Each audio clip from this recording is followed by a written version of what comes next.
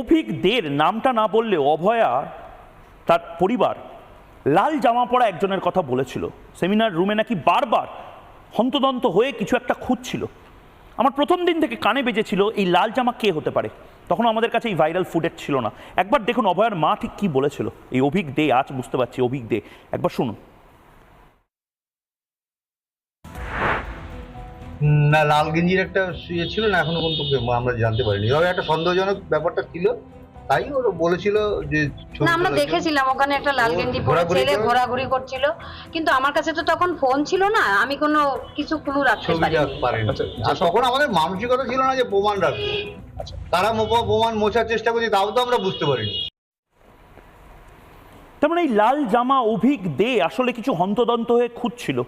90% প্রমাণ লোপাটের আগে হয়তো, আবারও বলছি হয়তো, যেটা আমরা জানতে পারছি, হয়তো পেন ড্রাইভ